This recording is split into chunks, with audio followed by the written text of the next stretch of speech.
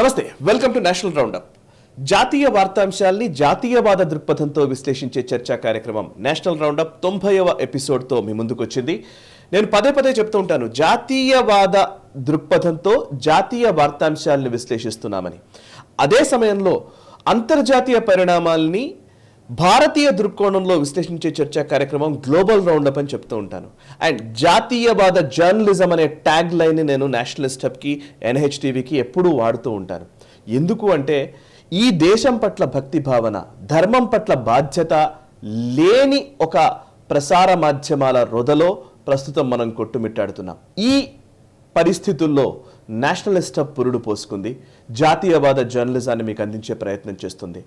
మొట్టమొదటి జాతీయవాద జర్నలిజాన్ని అందించేటువంటి ఒక ప్రసార మాధ్యమంగా తెలుగు నాట మీ ముందుకు వచ్చింది, మీ ఆదరణ చూరగొన్నది.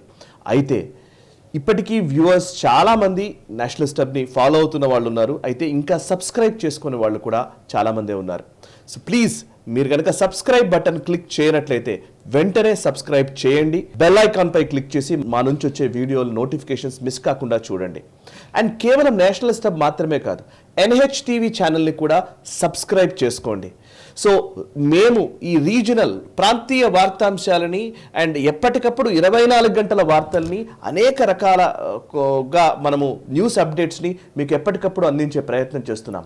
NHTV రాబోయే రోజుల్లో 24 అవర్స్ న్యూస్ ఛానళ్ళ కాలంలో నిజానికి టాప్ ఛానల్స్లో ఇది ఒకటి కాబోతోంది. సో అది కావాలంటే NHTVని ఫస్ట్ మీరు సబ్స్క్రైబ్ చేసుకోండి. మీ ఆదరణే మాకు చాలా అవసరం. ఇక ఇవాల్టి ఎపిసోడ్లోకి మనం ఎంటర్ అవుదాం. నమస్కారం సార్. నమస్కారం సాయి గారు. సార్, 90వ ఎపిసోడ్కి స్వాగతం. ముందుగా 90వ ఎపిసోడ్లో సరే, ఈ వారం కూడా మనం నేషనల్ రౌండప్లో ఎక్కువగా జనరల్ ఎలక్షన్స్ గురించే మనం మాట్లాడబోతున్నాము. చాలా వరకు కొత్త కొత్త అంశాలు తెరపైకి వస్తున్న సందర్భం కనబడుతుంది. ఒక ఫేజ్ ఎలక్షన్స్ ఆల్రెడీ అయిపోయిన పరిస్థితి. సో సెకండ్ ఫేజ్లోకి ఆల్రెడీ ప్రచారం వేగవంతమైన పరిస్థితి. సో దీనికంటే ముందు ఒక కీలకమైన పరిణామం సార్, ఛత్తీస్గఢ్లో చాలా పెద్ద ఎన్కౌంటర్ జరిగింది. నిజానికి ఇది చాలా ఈ మధ్య కాలంలో మావోయిస్టుల పైన పైచేయి సాధించినటువంటి పెద్ద ఆపరేషన్గానే మనం ప్రకటించాల్సి ఉంటుంది. సో బస్తర్ ఎన్కౌంటర్ గురించి మనం మాట్లాడాలి. అండ్ అమిత్ షా స్టేట్మెంట్, చాలా కీలకమైన స్టేట్మెంట్ ఆయన ఇచ్చారు. ఇప్పటికే మావోయిస్టులను పూర్తిగా మేము కట్టడి చేశాము. అండ్ ఛత్తీస్గఢ్లో ప్రభుత్వం వచ్చినాక 100 రోజులు తిరగకుండానే అతిపెద్ద ఆపరేషన్ నిర్వహించాము. 78 మంది మావోయిస్టులు హతమయ్యారు. సో రాబోయే ఈ టర్మ్ కనుక మళ్ళీ మనకు అధికారం వస్తే, ఈ మోదీ గవర్నమెంట్ వస్తే, ఇక నెక్స్ట్ టర్మ్ కల్లా మావోయిస్ట్ అనేవాడు లేకుండా చేస్తామని ఒక పెద్ద స్టేట్మెంటే ఇచ్చారు. నిజానికి మావోయిస్టులను ఏరివేస్తామనే స్టేట్మెంట్ నేను చిన్నగా ఉన్నప్పటి నుంచి వింటున్నాను. నాకు తెలంగాణ నుంచే ఇక్కడ ఎక్కువ, ముఖ్యంగా ఉత్తర తెలంగాణలో ఎక్కువ ప్రభావం ఉంటుంది, మీకు తెలియదు కాదు. సో ఆపరేషన్ గ్రీన్ హంట్ అని అప్పట్లో యూపీఏ గవర్నమెంట్ టైంలో కూడా మనం వినేవాళ్ళం. మేము అరవిందరావు గారు గ్రే హౌన్స్ స్టార్ట్ చేసిన సందర్భం నుంచి నాకు తెలుసు. సో మొత్తానికి మావోయిస్టులుగా తుది దశకు చేరుకున్నారనుకోవచ్చా? ఇంకా లాస్ట్ ఇంకా అయిపోయే పరిస్థితిలోకి వచ్చేసారు, ఇక తుదముట్టించే పరిస్థితిలోకి ఉంది అనుకోవచ్చా? సాయి గారు, మనకు ఈ మావోయిజం స్టార్ట్ చేసే మీకు హిస్టరీ మీకు చాలా బాగా తెలుసు. నక్సల్ బారి అని ఒక విలేజ్ ఉంది వెస్ట్ బెంగాల్, అక్కడి నుంచి మొదలైంది ఇది. దాని నుంచి ఆ నక్సలిజం అనే ఒక పదం దాని నుంచి వచ్చిందన్నమాట. అక్కడ నక్సల్ బారి నుంచి చారు మజుందార్ వీళ్ళందరూ ఉన్నారు. దాని తర్వాత వెస్ట్ బెంగాల్ డామినేషన్ తగ్గి ఆంధ్ర, అంటే అప్పుడు ఉమ్మడి ఆంధ్రప్రదేశ్లో ఆంధ్ర ఇన్ఫ్లుయెన్స్ చాలా మటుకు పెరిగాయి. అది ఇప్పుడు కూడా ఉంది. ఆంధ్ర నుంచి వచ్చిన కార్డర్సే PW ఫస్ట్, అది మనకు తెలుసు, పీపుల్స్ వార్ గ్రూప్ అని ఉండే. దాని CPI, ML మార్క్సిస్ట్, అది ML అని పెట్టుకున్నారు వాళ్ళు. ఇప్పుడు వేరే వేరే పేర్లతో ఉన్నారు. నక్సలైట్స్ అని కామన్గా పిలుస్తారు వీళ్ళందరూ. కానీ మనం చూడాల్సింది అంటే మావోయిస్టులు ఎందుకు చేస్తారు అనేది మన ఒక పెద్ద దానికి. నేను కూడా, మీరు ఉస్మానియాలో చదివాను నేను, సో మాకు తెలుసు ఆ కాన్సెప్ట్ ఏంటనేది. అప్పుడు PDSU, RSU వీళ్ళు రిక్రూటింగ్ గ్రౌండ్ ఉండే. అవును, గణపతి లాంటి వాళ్ళు, they all are from that part only. అందరూ చదువు వచ్చిన వాళ్ళే. ఈ ఉస్మానియా కాకుండా కాకతీయ నుంచి, ఇక్కడ నుంచి ఈ 2 యూనివర్సిటీస్ నుంచే రిక్రూటింగ్ గ్రౌండ్స్ ఉండే వీళ్ళకి చాలా మటు. సీనియర్ లీడర్షిప్ అంతా ఆంధ్ర వైపు నుంచి వచ్చారు. మళ్ళీ అఫ్కోర్స్ ఆంధ్ర తెలంగాణ విడిపోయిన తర్వాత చాలా మట్టుకు తెలంగాణ నుంచి నక్సలిజంని మొత్తం తరిమి కొట్టేశారు. అది మీరు చెప్పినట్లు అరవిందరావు గారు, the grey hounds, I think one of the best fighting forces. In fact ఈ ఎన్కౌంటర్లో గ్రే హౌండ్స్ చేయి ఉండే, కానీ ఎక్కువ మాట్లాడలేదు వాళ్ళు. ఓకే, ఎందుకంటే ఇది బార్డర్ రీజన్, ఛత్తీస్గఢ్, మధ్యప్రదేశ్, ఒడిశా, ఆంధ్రప్రదేశ్ ఒక కంబైన్డ్ ఏరియా నుంచి నడుస్తుంది అటాక్స్ ఇది. ఓకే, సో ఇక్కడ హ్యూమన్ ఇంటెలిజెన్స్ దానికి మెచ్చుకోవాలంటే తెలంగాణ మోడల్, అదే ఈ కేసీఆర్ గారు మాట్లాడే మోడల్ కాదు, కానీ అది చాలా మటుకు ఏ గవర్నమెంట్ ఉన్నా కానీ వీళ్ళ కంటిన్యూటీ ఆఫ్ పాలసీ ఉండే వీళ్ళకి. కరెక్ట్. అంటే నెక్సలైట్స్ని ఒక టైంలో మీకు గుర్తుంది సాయి గారు, శ్రీశైలం వెళ్ళాలంటే భయపడతారు. అవును, ఆ టైం నల్లమల నుంచి వెళ్ళండి, ఎవరైనా బ్లూ కలర్లో టార్పోలిన్ వేసుకుంటే కూడా డౌట్ వస్తాయి నక్సల్స్ వచ్చేసినారని చెప్పేసి. సో పోలీసు వాళ్ళకి చెప్పాల్సి వచ్చింది. అక్కడ ఏదైనా మీరు గుడికి వెళ్తున్నారు, లోపల చాలా గుడులు ఉన్నాయి నల్లమల లోపలికి, ఎవరైనా పిల్గ్రిమ్స్ వెళ్తున్నప్పుడు కూడా బాబు మీరు ఆ బ్లూ టార్పోలిన్ వేయకండి, ఎందుకంటే మిమ్మల్ని నక్సలైట్స్ అనుకుంటారని చెప్పేసి. అక్కడ నుంచి మొత్తం ఖాళీ అయిపోయారు. ఇప్పుడు డెఫినెట్లీ తెలంగాణ వైపు ఇప్పుడు అసలు నక్సలిజం అని లేదు. గదిచోలి అది మన మహారాష్ట్ర వైపు నుంచి ఉన్న నక్సలిజం ఇంపాక్ట్ ఉంది, కానీ ఈ తెలంగాణ పర్సే ఇక్కడి నుంచి కొట్టేసి ఈ దండకారణ్య బెల్ట్ అంటాం మనం ఇప్పుడు. Basically it starts from Nepal దగ్గర నుంచి మొదలై మధ్యప్రదేశ్ నుంచి వస్తూ జార్ఖండ్ నుంచి వచ్చి మధ్యప్రదేశ్ నుంచి బీహార్ జార్ఖండ్ బోర్డర్ నుంచి మధ్యప్రదేశ్ నుంచి ఛత్తీస్గఢ్ నుంచి, అంటే అప్పుడు అన్ని స్టేట్స్ ఒకటే స్టేట్ ఉండే, మధ్యప్రదేశ్ ఒకటే ఉండే, అక్కడ పైన బీహార్ ఒకటి ఉండే, కానీ దాని 2 స్ప్లిట్ అయిపోయారు. అక్కడ నుంచి ఒరిస్సా నుంచి ఇప్పుడు ఆంధ్ర ట్రైబ్, అది మన ఏజెన్సీ ఏరియా అంటాం మనం, నార్దర్న్ ఆంధ్రప్రదేశ్లో శ్రీకాకుళం వైపు ఎక్కువ ఉంటుంది. కానీ చాలా మటుకు పోలీస్ ఫోర్సెస్ ఇప్పుడు ఈ జరిగిన ఈ ఎన్కౌంటర్లో ఒక లెసన్ ఏంటంటే, గవర్నమెంట్ మారిపోతే మీకు దృఢ నిశ్చయం ఉంటే మీరు చేయొచ్చు. If you are confident that you can do it. అదే అమిత్ షా గారు చెప్తున్నారు. అక్కడున్న ఇప్పుడు కూడా చూస్తాం, సుప్రియా షిరంటే ఈ మన కాంగ్రెస్ స్పోక్స్ పర్సన్ ఏమంటుందంటే, ఛత్తీస్గఢ్లో చనిపోయిన వాళ్ళు నక్సలైట్స్ అందరు మార్టర్స్ అంట. ఆలోచించండి, కాంగ్రెస్ వాళ్ళకి చెప్పాల్సింది, ఇక్కడున్న కాంగ్రెస్ ఆపరేషన్ నుంచి ఇక్కడ కూడా చాలామంది గ్రే హౌండ్స్ ఇన్వాల్వ్ ఉన్నారు దాంట్లో. సో మీరు ఈ తెలంగాణ వైపు ఉన్న నక్సలైట్స్ని ఏమంటారు, ఐ మీన్ పోలీస్ ఫోర్సెస్ని ఏమంటారు, వాళ్ళని కూడా మీరు క్రిమినల్స్ అంటారా? కాదు కదా, దిస్ ఈజ్ అ గేమ్. ఎందుకంటే నక్సలిజం అనే కాన్సెప్ట్ ఒక టైంలో చాలా రొమాంటిక్ ఉండే. అవును, నేను చిన్నప్పుడు చూసాను, కాలేజ్లో ఉన్నప్పుడు అంతా పెద్ద, ఎందుకంటే అది ఎక్కడ స్టార్ట్ అయిందనే కాన్సెప్ట్గా మనం సింపుల్ లాంగ్వేజ్లో ఎక్స్ప్లెయిన్ చేయాలంటే 2 సెంటెన్స్లో, చదువుకున్నాడు తర్వాత వచ్చి వానికి ఉద్యోగం లేదు, వాడు పక్కన ఉన్న ఒక జమీందారు చూస్తున్నాడు, ఇక్కడ పెద్ద ఏదో భూస్వామిని చూస్తున్నాడు, పెద్ద ఒక రియల్ ఎస్టేట్ అని చూస్తున్నాడు, వాడు 5 అంతస్తుల బిల్డింగ్లు, 10 కార్లు, చాలామంది పని మనుషులు అందరిని పెట్టుకుని ఉంటారు. ఈడేమో తినలేక పక్కన గుడిసెలు ఉంటున్నాడు. సో అక్కడ వాడు బందుకు పట్టుకుంటాడు, వాడిని బ్రెయిన్ వాష్ చేసేటోళ్ళు రెడీగా ఉన్నారు. చూడండి నువ్వు ఎంత చేసినా కానీ వాడు చూడు, వాడే క్లాస్ ఎనిమీ, అదంతా కాన్సెప్ట్ డిఫరెంట్ ఉండే. బూర్జువా, క్లాస్ ఎనిమీ, షెగెవరా టీ-షర్ట్స్ వేసుకొని తిరగడం అంతా కరెక్ట్. కానీ over a period of time ఆ నక్సలిజం పోయింది, మన అందరికి తెలుసు. అది గద్దర్బాడిన పాటలు కానీ అప్పుడు ఉండేవాడిని, ఆ టైంలో పీపుల్స్ వార్ గ్రూప్ ఉన్న టైంలో కానివ్వండి, దాని తర్వాత గణపతి లాంటి లీడర్స్ వచ్చిన తర్వాత, రామకృష్ణ లాంటి లీడర్స్ వచ్చిన తర్వాత, ఇప్పుడు వాళ్ళు కూడా ఎక్కడ Ganapathy I think is passed away, ఆయన ఇప్పుడు లేరు, లీడర్షిప్ దాంట్లో లేరు అని. అది కాకుండా మీకు చాలామంది మనం వస్తున్నాం, కొండపల్లి సీతారామయ్య ఆయన ఉన్నారు ఆ టైంలో, చాలామంది old leaders are all gone. ఇప్పుడు వస్తున్న ఏంటంటే వాళ్ళు ఈ కాంట్రాక్టర్ దగ్గర నుంచి డబ్బులు గుంజుకోవడం, వాళ్ళ దగ్గర డబ్బులు సంపాదించడం, వాళ్ళ దగ్గర డబ్బులు తీసుకొని లైఫ్ ఎంజాయ్ చేయడం, దాని నుంచి వీళ్ళు they have actually become more commercialised. దానికోసం ముందంతా ఒక డెడికేషన్ ఉండే ఫోర్స్లో, ఇప్పుడు ఆ డెడికేషన్ లేదు. అలిపిరి ఘటన తర్వాత, చంద్రబాబు నాయుడు మీద ఆ రోజు జరిగిన ఘటన తర్వాత, I think Andhra also took a call, వీళ్ళని ఇప్పుడు అంటే అప్పుడు ఉమ్మడి ఆంధ్రప్రదేశ్ ఉండే, that we have to finish dum of. అది ఇంకా ఎందుకంటే మనకి ఇప్పుడు కూడా గుర్తుంది, చాలామంది మన ఎక్స్ స్పీకర్ గారు కూడా చనిపోయారు నక్సల్ అటాక్లో ఆ టైంలో, ఆంధ్ర వైపు ఉన్న మన నార్దర్న్ ఆంధ్రప్రదేశ్లో, తెలంగాణలో అప్పుడు. కానీ ఈ బస్తర్లో జరిగిన ఎన్కౌంటర్, ఎస్పెషలీ మన కన్కర్ డిస్ట్రిక్ట్ అని చెప్తున్నాం, మనం ఈ ప్యారడైజ్ దగ్గర వెళ్ళి మీరు రోజు పొద్దున వెళ్ళి నిలబడితే అక్కడ ఒక చిన్న టెన్నిస్ కోర్ట్ ఉంది, ప్యారడైజ్ జంక్షన్ కన్నా ముందు. ఓకే, ఆ టెన్నిస్ కోర్ట్ దగ్గర మన జిమ్ఖానా గ్రౌండ్స్ ఇటువైపు యాక్చువల్లీ. ఓకే, ఆ టెన్నిస్ గ్రౌండ్ పక్కన 3 బస్సులు వస్తాయి, 4 బస్సులు ఇదే ఏరియా నుంచి వస్తుంది, బస్తర్ నుంచి రోజు. ఓకే, అండ్ ఇదే ప్లేస్, ఇదే పేరు ఉంటుంది ఆ బస్కి, కంకర్, KNKER. అవునా, చాలామంది అక్కడి నుంచి బస్తలు కట్టేసుకొని వస్తారు, దిగుతారు, అదే బస్సు సాయంత్రం పూట ఇంకొక బ్యాచ్ని తీసుకెళ్తారు రిటర్న్. అంటే అక్కడ ఈ పావర్టీ అనేది చాలా అబ్సల్యూట్. బస్తర్ అనే రీజన్లో డెవలప్మెంట్ లేదు. అది నక్సల్స్ కూడా అదే కావాలి, ఎందుకంటే వాళ్ళు ఈ విలేజెస్ని బ్రెయిన్ వాష్ చేసి, చూడండి గవర్నమెంట్ మీకు ఏం చేయట్లేదు, రోడ్ లేవు, స్కూల్ లేవు, హాస్పిటల్ లేవు. ఇంకోటి ఏంటంటే గవర్నమెంట్ కూడా అక్కడ టవర్లు పెట్టరు, మొబైల్ టవర్స్ పెట్టరు, ఎందుకంటే వీళ్ళకి ఫోన్ కనెక్టివిటీ ఉండకూడదని చెప్పేసి. డెవలప్మెంట్, ఇప్పుడు మీరు ఒక రోడ్ వేస్తే దాడు ల్యాండ్ మైన్ పెడతాడు దాని కింద, మళ్ళీ రోడ్ ఓపెనింగ్ పార్టీ అని ఒకటి ఉంటుంది. పోలీసు వాళ్ళు వెళ్ళే ముందు పోలీసు వాళ్ళైతే ఒక రోడ్ ఓపెనింగ్ పార్టీ ఉంటుంది, మైన్స్ చెక్ చేసుకుంటూ పోతారు వాళ్ళు. కానీ over a period of time, especially BJP, మనం చూస్తున్న బీజేపీ గవర్నమెంట్ వచ్చిన తర్వాత, ఈ అటాక్లో కూడా సాయి గారు ఆల్మోస్ట్ 200 మంది BSF. We all think Naxalites అంటే వాళ్ళని ట్యాకిల్ చేయడానికి ఏదో స్టేట్ గవర్నమెంట్ కమాండోస్ ఉన్నారు, పోలీస్ కమాండోస్ ఆ స్టేట్ డెవలప్ చేస్తారు. ఇట్లా మన దగ్గర చూస్తున్నాం మనం, గ్రే హౌండ్స్ అంటాం, మిగతా కేరళలో థండర్ బోల్ట్ అంటారు వాళ్ళని. అట్లాంటి చాలా ఫోర్సెస్ ఉన్నాయి.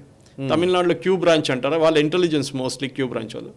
ఇప్పుడు ఇది పర్టికులర్ ఈ దీంట్లో జరిగిన దాంట్లో ఈ గ్రిడ్ లొకేషన్ అంటే వీళ్ళు ఎక్కడ ఉన్నారు ఎగ్జాక్ట్గా, ఎందుకంటే వీళ్ళు నెక్సల్స్కి ఒక అవుటర్ రింగ్ ఒకటి ఉంటుంది సాయి గారు, అంటే సెంట్రీ పోస్ట్ అంటారు దాన్ని. అంటే వీళ్ళు ఉండే లోపల ఏదైనా ఒక ఫారెస్ట్ లోపల ఉన్నప్పుడు, అడవి లోపల ఉన్నప్పుడు అక్కడి నుంచి ఒక 5-10 కిలోమీటర్ల దూరం వీళ్ళు సెంట్రీస్ని పెడతారు. వాడు అక్కడి నుంచి చూస్తూనే ఉంటారు, ఎవరైనా పోలీసు వాడు వస్తున్నాడా, ఎవరైనా బస్సులో వస్తున్నారా, ఎవరైనా జీప్లో వస్తున్నారా అని చూస్తూనే ఉంటారు. ఆ ఇన్ఫర్మేషన్ ఇంకొక మోడ్తో కన్వే చేస్తారు వీళ్ళు.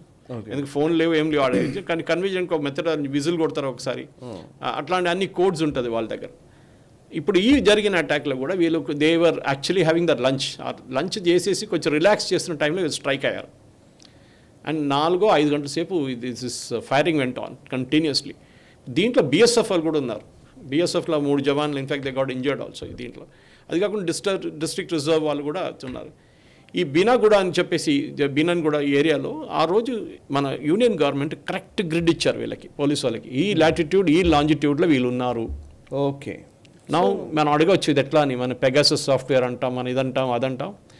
దే హ్యావ్ ఇప్పుడు ఇజ్రాయెల్ ఎట్లా గాజాలో వీళ్ళు ఎక్కడ ఉన్నారో అని తెలుసుకున్నది ఎట్లా అంటే అదే టెక్నాలజీ మనం కూడా వాడుతున్నాం ఇప్పుడు.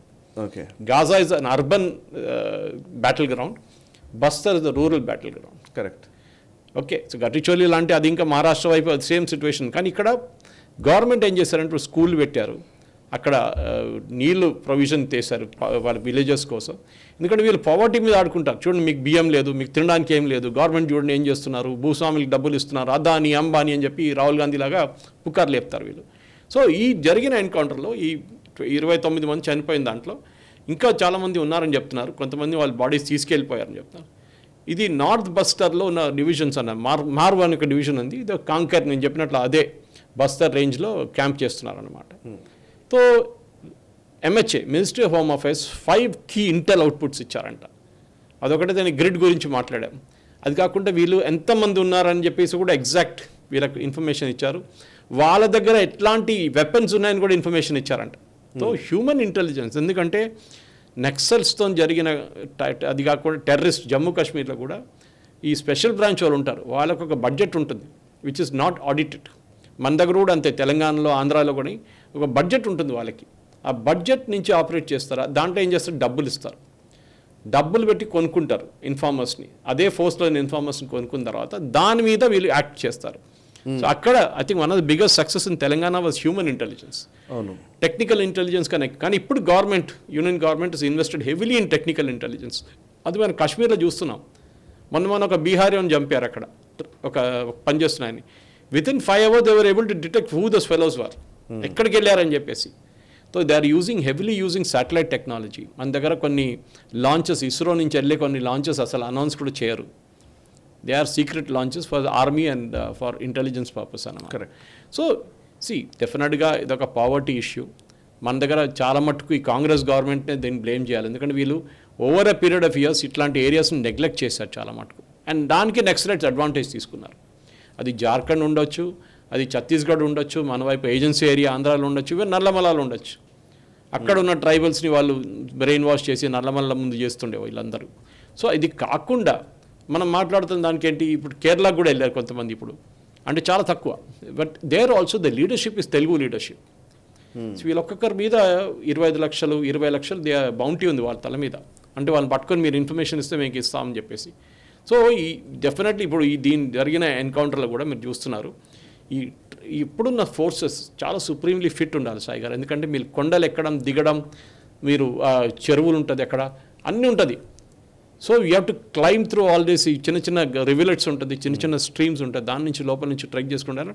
These are very very highly train forces. దాంట్లో బీఎస్ఎఫ్ ఇంకా మంచిది, ఎందుకంటే they guard our borders actually. కానీ చాలామంది అడగొచ్చు బీఎస్ఎఫ్ వాళ్ళు ఇన్లాండ్లో బస్తర్లు ఏం చేస్తున్నారని చెప్పేసి. కానీ ఎందుకంటే వాళ్ళకి ఆ ఎక్స్పీరియన్స్ ఇక్కడ పనికొస్తుందని చెప్పి వాళ్ళని ఇక్కడ తీసుకొచ్చారు.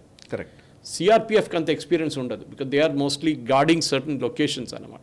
కానీ వీళ్ళకి ఎక్కువ బిఎస్ఎఫ్కి ఫైటింగ్ సిఆర్పిఎఫ్ వాళ్ళే ఉండేది. ఇప్పుడు కూడా ఉన్నారు. ఇప్పుడు కూడా సిఆర్పిఎఫ్ వీళ్ళు స్పెషల్ ఆపరేషన్స్ లాగా వీళ్ళు కండక్ట్ చేస్తారు. ఫర్ ఎగ్జాంపుల్ సిఐఎస్ఎఫ్ తీసుకుందాం, మన airport guard, they are perimeter security experts.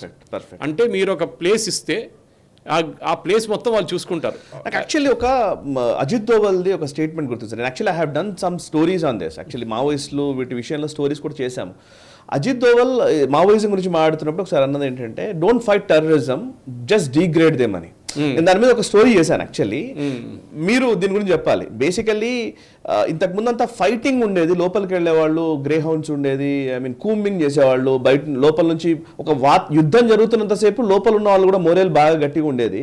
So past 5-6 years ఖచ్చితమైన ఇన్ఫర్మేషన్ ఉంటే తప్పితే అటాక్ చేయట్లేదు మోదీ గవర్నమెంట్ ఈ టైంలో. లేకపోతే అసలు వదిలేస్తున్నారు, మొత్తం నాకాబందీ చేసి వదిలేస్తున్నారు. లోపల నుంచి బయటకు వెళ్ళే వాళ్ళు లేరు, బయట నుంచి లోపలికి వచ్చేవాళ్ళు ఉండదు. దీనివల్ల ఈవెన్ ఇక్కడ తెలుగు రాష్ట్రాల్లో మీకు ఇంకా జర్నలిస్ట్గా మీకు పర్ఫెక్ట్ అవుతుంది. తెలుగు రాష్ట్రాల్లో పాస్ట్ 10 years నాకు తెలిసి ఇదివరకంతా, నేను జర్నలిస్టే కాబట్టి ఇదివరకంతా ప్రతి నెలలో ఏదో ఒక ఛానల్లో ఎక్కడో ఒక దగ్గర మావోయిస్ట్ కేంద్ర కమిటీ సభ్యుడు ఇంటర్వ్యూ అని ఎవరో ఒకళ్ళు వాళ్ళు లెటర్ రాయడము, ఆ లెటర్ని న్యూస్ పేపర్లో పెద్దగా ప్రచురించడము, ఇవన్నీ జరుగుతుండేటి. పాస్ట్ 10 years అవి లేవు. మీకు ఏ మీడియా ఛానల్లోనూ గ్లోరిఫికేషన్ ఆఫ్ మావోయిజం లేదు. కరెక్ట్. సో వీళ్ళందరూ ఏమో అర్బన్ నక్సల్స్ అందరూ సఫకేట్ అయిపోయారు. నాకు తెలిసి ఈ అర్బన్ నక్సలిజం అనేది మళ్ళీ పెరిగింది ఇక్కడ. కరెక్ట్. నేను అదే టాపిక్ అదే వర్డ్ వాడదాం అనుకుంటే you taken the word urban Naxals. Bhima Koregaon కేసులో కూడా చాలా మటుకు ఇప్పుడు చాలా మంది ఇప్పుడు బెయిల్ వస్తున్నారు బయటికి. ఎందుకంటే వీళ్ళు ఇప్పుడు ఈ మోదీ గవర్నమెంట్ వచ్చేదాకా వీళ్ళకి ఒక ఫ్రీ రన్ ఉండే అర్బన్ నక్సల్స్, మీరు ఏ కావాలంటే చేసుకోండి అని. అది అరుంధతి రాయ్ ఉండొచ్చు, అది జావేద్ అఖ్తర్ ఉండొచ్చు, వీళ్ళందరూ ఉండొచ్చు. వీళ్ళందరూ బయట నుంచి చూస్తే అందరూ they are very sophisticated people. కానీ వీళ్ళు చేస్తున్న పని ఇది. ఇంకా ప్రొఫెసర్ సాయిబాబా కానివ్వండి, వీళ్ళందరూ వీళ్ళు చేస్తున్న పని ఇది. సో డెఫినెట్లీ వీళ్ళని ట్యాకిల్ చేయడానికి గవర్నమెంట్ కూడా చాలా మటుకు ప్రిపేర్డ్గా అయినారు. ఇప్పుడు they are ready to go the whole way. ఇంక సెకండ్, వీళ్ళ ఫండింగ్ కట్ చేయడం, అర్బన్ నక్సల్కి వచ్చే ఫండింగ్ చాలా మటుకు బయట నుంచి వస్తుండే డబ్బులు, దాన్ని కూడా కట్ చేసి పడేస్తారు. చైనా నుంచి కావండి, మీకు ఒక టైంలో ఈవెన్ నార్త్ కొరియా నుంచి వీళ్ళు డబ్బులు తీసుకున్నారు వీళ్ళు కావాలని చెప్పేసి. సో డెఫినెట్గా over a period of time we have understood the capacity to hit this people. అది చాలా important, that we need to hit this people. అది మన పోలీసు వాళ్ళు కూడా చాలా మటుగా నేర్చుకున్నారు. Training is extremely good. Correct. Second, technical intelligence. Me technical intelligence ఉంటే మీకు you can do anything, wonders you can do. అది కాశ్మీర్లో చూపించాం మనం, జమ్మూ కాశ్మీర్లో, that hour army is able to exactly locate వీళ్ళు ఎక్కడున్నారని చెప్పి. సో ఈ కేసులో కూడా మన ఈ బీనగుండా అని ప్లేస్ యాక్చువల్లీ కంకేర్లో ఒక చోటబయ్య అని రీజన్ ఉంది, అది అబ్జుమాత్ అని ఇంకో ప్లేస్ ఉంది. ఈ అబ్జుమార్కి దీని నడిమిట్లో మహారాష్ట్ర బోర్డర్ దగ్గరకు వస్తుంది. చూడండి లొకేషన్ చూడండి, ఒకవైపు ఛత్తీస్గఢ్ అని మాట్లాడుతున్నాం, ఇంకోవైపు మహారాష్ట్ర అని మాట్లాడుతున్నాం, ఇంకోవైపు తెలంగాణ అని మాట్లాడుతున్నాం. కరెక్ట్. ఇదన్నీ రీజన్స్ ఒక లింక్డ్ ఉందన్నమాట ఇది. సో ఈ మావోయిస్ట్ కారిడార్ ఇదంతా. సో వీళ్ళు రెగ్యులర్గా విలేజ్ మీటింగ్స్ కండక్ట్ చేస్తారు వీళ్ళు. సో ఈ విలేజ్ మీటింగ్స్లోనే వీళ్ళకి ఇన్ఫర్మేషన్ వస్తుంది, దాని నుంచి ఎవడో ఒకడు వచ్చి పోలీసులకు చెప్తారు. ఇప్పుడు ఈ జరిగిన దాన్ని కూడా మీరు నెక్స్ట్ డే కాగానే వీళ్ళు ఒక బీజేపీ లీడర్ని చంపేశారు, పోలీస్ ఇన్ఫార్మర్ అని చెప్పేసి. సో ఇట్లాంటి జరుగుతూనే ఉంటుంది. సో ఇట్లాంటి మావోయిస్ట్ క్యాంపెయిన్ హిట్ చేయడం అనేది చాలా మటుకు చాలా ఇంపార్టెంట్. ఎందుకంటే అమిత్ షా గారు చెప్పారు, we will wipe them out అని. కరెక్ట్. అంత ఈజీ కాదు అది. వైప్ దమ్ అవుట్ అంటే ఇన్ని సంవత్సరాల నుంచి మీరు 70 సంవత్సరాల నుంచి ఏం చేయకుండా, అంటే 65 అని పెట్టుకుందాం, ఏం చేయకుండా ఉండి వాళ్ళ మీద సింపతి పెట్టి వాళ్ళు పాపం పావర్టీ గ్లోరిఫై చేయడం, మీరు చెప్పినట్లు లెటర్లు పబ్లిష్ చేయడం, వాళ్ళతో ఇంటర్వ్యూలు చేయడము. దాని నడిమిట్లో రాజశేఖర రెడ్డి గారి టైంలో అది ఒక పీస్ టాక్స్ అని పెట్టారు తెలంగాణలో. That is the big blunder again. ఎందుకంటే వీళ్ళు ఎక్కడైనా పోలీసులు చుట్టుముట్టారు అనగానే ఇక్కడ ఉన్న మన పౌర హక్కుల నేతలు డైరెక్ట్ గా హోమ్ మినిస్టర్ దగ్గరికి వెళ్ళి అక్కడ పలానాడు ఇరుక్కున్నాడు ఆయన వదిలేయండి అంటే వదిలేసిన సందర్భాలు కూడా ఉన్నాయి. ఈవెన్ వాళ్ళు చనిపోయిన తర్వాత కూడా ఎన్కౌంటర్లో అందరికి తెలుసు ఎన్కౌంటర్స్ ఆర్ మోస్ట్లీ ఫేక్. కానీ ఇట్లాంటి ఎన్కౌంటర్స్ కాదు, మనం క్లోజ్ ప్రాక్సిమిటీ ఎన్కౌంటర్స్ అంటాం. ఇప్పుడు నయీముద్దీన్ చంపేశారు వీళ్ళు పోలీసు వాళ్ళు. అట్లాంటి చాలా కేసెస్ ఉన్నాయి మన దగ్గర కూడా. నేను కాలేజ్లో ఉన్నప్పుడు మా దగ్గర రామ్నగర్ అనే ఒక ఏరియా ఉంది, జమోస్మానియా దగ్గర, ఆర్టీసీ క్రాస్ రోడ్ పక్కనే. అక్కడ ఒకరోజు ఇట్లా నేను నడుచుకుంటూ పోతున్నప్పుడు సడన్గా ఒక జీప్ వచ్చారు, దిగారు 5-6 పోలీసు వాళ్ళు తెలియదు మనకి, ప్లెయిన్ క్లోజ్లో ఉన్నారు.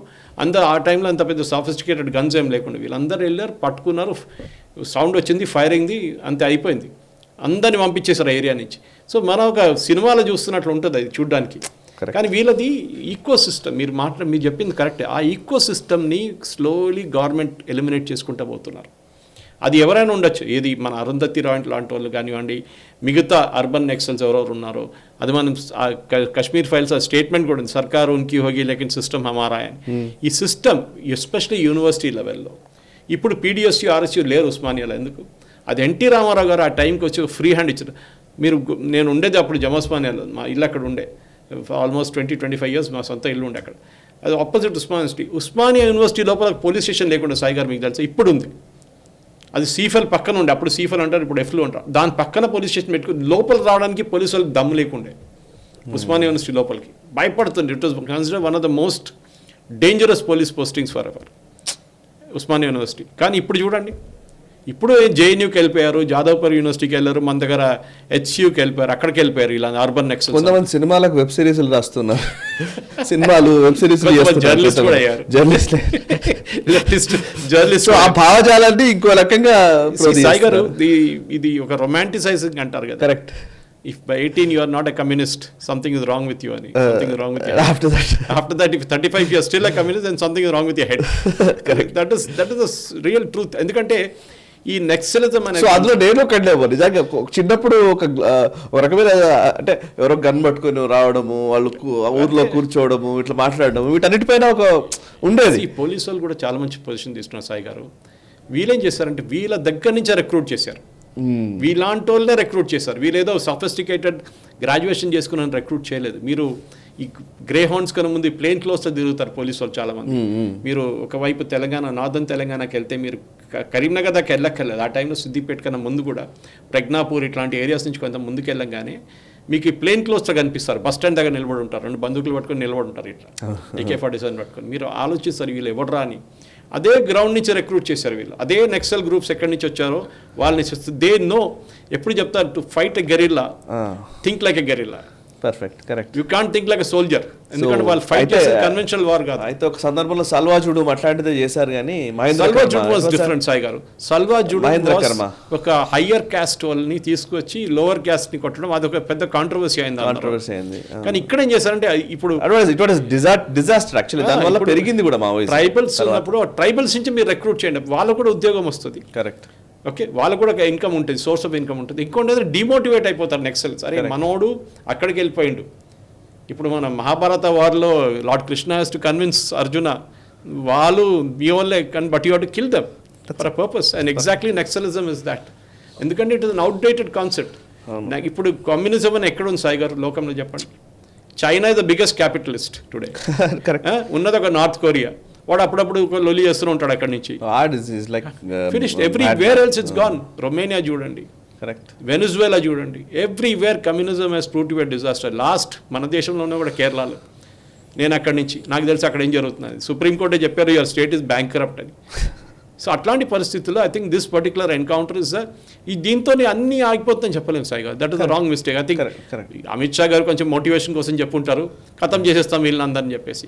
కానీ ఖతం చేయడం అంత ఈజీ కాదు, ఎందుకంటే you have to tackle the problem at the route. Correct. Which is unemployment in the rural areas, extremely rural areas. Correct. వాళ్ళకి ఉండేది వాళ్ళ ఫారెస్ట్ ప్రొడ్యూస్ మీద, ట్రైబల్ బతుకుతున్న అక్కడ గమ్ము తీసుకొచ్చి దాని లోపల నుంచి హనీ కలెక్ట్ చేసుకొని వస్తారు. వాళ్ళకు ఇప్పుడు మన ఇక్కడ వెళ్తే నల్లమల వైపు వెళ్తే మీరు మన్ననూరు క్రాస్ చేసి కొంచెం ముందుకు పోగానే ఫస్ట్ అన్ని చాలా ట్రైబల్ హ్యామ్లెట్స్ కనిపిస్తుంది మీకు. కొన్ని హ్యామ్లెట్స్లో అక్కడ వీళ్ళు శ్రీశైలం దగ్గరే వీళ్ళు సెటప్ చేశారు గిరిజన్ కోఆపరేటివ్ సొసైటీ. సబ్బులు అమ్ముతారు, హనీ అమ్ముతారు.